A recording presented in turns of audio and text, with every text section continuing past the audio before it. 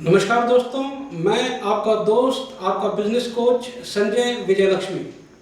Last video में मैंने आपको बताया था कि आपको करंट अकाउंट खोलना है और करंट अकाउंट की डॉक्यूमेंटेशंस के बारे में मैंने आपको बताया था।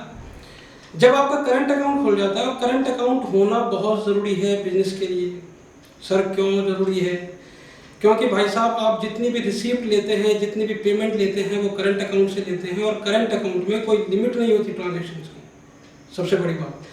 दूसरा, बिजनेस की जो कंट्रोलिंग होती है वो करंट अकाउंट से ही कंट्रोलिंग होती है। जितने भी आप बिजनेस के ट्रांजैक्शन कर रहे हैं वो सिर्फ और सिर्फ करंट अकाउंट से करें, और सेविंग अकाउंट से जो आप अपने पर्सनल खर्चे कर रहे हैं वो सेविंग अकाउंट से करें। अब करंट अकाउंट आप कौन से बैंक में खुलवाएं, इसके विषय में मैं आपको बात बताऊंगा और कौन कौन सी फैसिलिटीज आपके पास होनी चाहिए।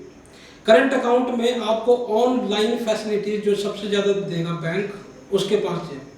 जैसे कि आपको नेट बैंकिंग की फैसिलिटी मिल जाए, आपको मोबाइल बैंकिंग की फैसिलिटी मिले, आपको ओवरड्राफ्ट लिमिट की फैसिलिटी मिले, चेकबुक की फैसिलिटी मिले, और जो भी करंट अकाउंट की बाकी और फैसिलिटीज़ होती हैं वो सारी की सारी आपको मिले। क्योंकि बैंक का बहुत बड़ा हाथ होता है एक छोटे बिजनेसमैन को बड़ा बिजनेसमैन बनाने में। बैंक बहुत बड़ी भूमिका निभाता है, एक फाइनेंशियल इंस्टीट्यूट बहुत बड़ी भूमिका निभाता है आपके बिजनेस की ग्रोथ के लिए। तो इसलिए बैंक को ध्यान से चुनिए जब आप करंट अकाउंट खुलवा रहे हैं। जब आप करंट अकाउंट खुलवा दें तो उसके बाद कोशिश कीजिए कि ज़्यादा से ज़्यादा जो बिजनेस की ट्रांजैक्शंस हैं वो सारी की सारी करंट अकाउंट से करें। क्यों करें?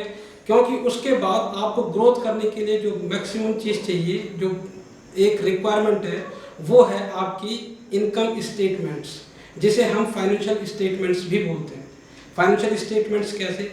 प्रॉफिट एंड लॉस अकाउंट, आपका जो इनकम स्टेटमेंट है, आपकी जो बैलेंस शीट है उसे जरूर मेंटेन कीजिए, अकाउंटिंग जरूर मेंटेन कीजिए थोड़ा बहुत, और उसके बाद आप इसमें कॉस्ट एनालिसिस कर सकते हैं।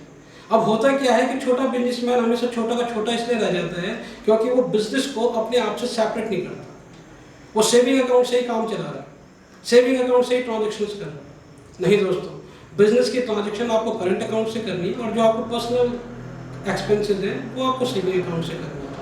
क्योंकि यहाँ पर आपको पता चलेगा कि मैंने कितने का सामान खरीदा, उसकी कॉस्ट कितनी है, कॉस्टिंग एनालिसिस कर सकते हो आप, और आप कॉस्ट एनालिसिस करके अपने प्रॉफिट को बढ़ा सकते हो, बिजनेस के प्रॉफिट को आप बढ़ा सकते हो। उसके लिए आपको कंट्रोलिंग चाहिए, और कंट्रोलिंग आपको जो मिलेगी, प्रॉपर कंट्रोलिंग, वो आपको करंट अकाउंट की स्टेटमेंट से मिलती है। ठीक है, तो ये आप जरूर कीजिए कि अपनी अकाउंटिंग मेंटेन कीजिए। अकाउंटिंग मेंटेन करके आपकी कंट्रोलिंग, अकाउंट की कंट्रोलिंग बहुत अच्छी हो जाएगी। देन आप जब कॉस्ट एनालिसिस करते हैं तो कॉस्ट एनालिसिस से आपको अपना प्योर प्रॉफिट पता चलता है, आपने एक्चुअल में अर्निंग कितनी की है, वो एक्चुअल अर्निंग आपको कॉस्ट एनालिसिस के बाद पता चलती है।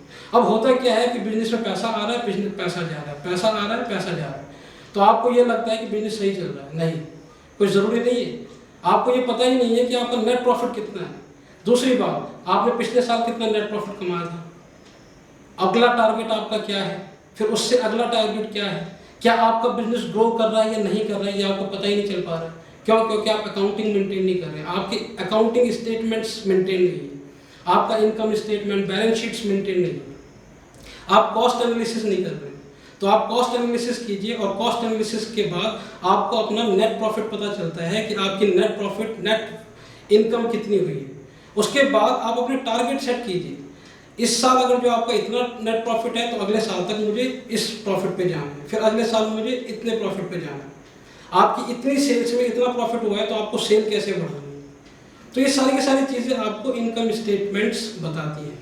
ठीक है, नेक्स्ट चीज़ है आपकी ITR, इनकम टैक्स फाइलिंग ज़रूर करें। उत्तराखंड के जितने भी बिजनेसमैन हैं या जितने भी अपकमिंग बिजनेसमैन जो नए नए यूथ बिजनेस स्टार्ट कर रहे हैं, ध्यान से सुने कि आपको ITR फाइल करनी बहुत ज़रूरी है। क्योंकि ITR आपका इनकम प्रूफ होता है, आपके पास एक प्रूफ होता है कि that you are earning something. आप अर्न तो कर रहे हैं लेकिन आपकी ITR ही नहीं। कल को आप अगर जो बैंक में लोन लेने के लिए जाएंगे या किसी भी चीज़ का सपोर्ट मांगने के लिए जाएंगे तो बैंक आपको इनकार कर देगा। क्यों इनकार कर देगा? क्योंकि आपके पास पेपर्स नहीं है, आपके पास इनकम स्टेटमेंट्स नहीं है, आपके पास ITRs नहीं है। तो ITR ज़रूर फाइल करें। मिनिमम ITR जो भी आपका टैक्सेशन बनता है वो टैक्स फाइल करें, टैक्स जमा करवाएं और अपनी ITR ज़रूर फाइल करें। ठीक है। और वो ITR अगेन इनकम प्रूफ है आपका, तो आपको वो इनकम प्रूफ बहुत जल्दी रखना है। अब देखिए, सैलरीड आदमी के पास TDS फॉर्म होता है, अपना फॉर्म 16 होता है, ये सैलरी स्लिप होती है, तो उसके पास एक इनकम प्रूफ होता है। लेकिन बिजनेसमैन, जो छोटे छोटे बिजनेसमैन हैं, वो ITR फाइल कराते नहीं है, तो उनके पास कोई इनकम प्रूफ होता ही नहीं है। और क्योंकि उनके पास इनकम प्रूफ नहीं होता, तो बैंक उनको मदद नहीं कर पाता है। तो आप अपनी प्रॉपर ITR फाइलिंग कराएं। और ये सारी की सारी चीज़ें जब आपकी हो जाएंगी, तो मैं उम्मीद करता हूँ कि आपका बिजनेस ग्रो करेगा, आपका बिजनेस में आपकी जो फाइनेंशियल कंट्रोलिंग है वो बढ़ेगी। और जैसे ही आपकी फाइनेंशियल कंट्रोलिंग बढ़ेगी, तो आप बिजनेस को ग्रोथ करने में बहुत हेल्पफुल रहेंगे। तो उम्मीद करता हूँ कि आपको ये वीडियो अच्छा लगा होगा। और अगर मेरे वीडियोस आपको अच्छे लग रहे हैं, तो देखिए, दूर दूर तक पहुँचाइए ये वीडियोस।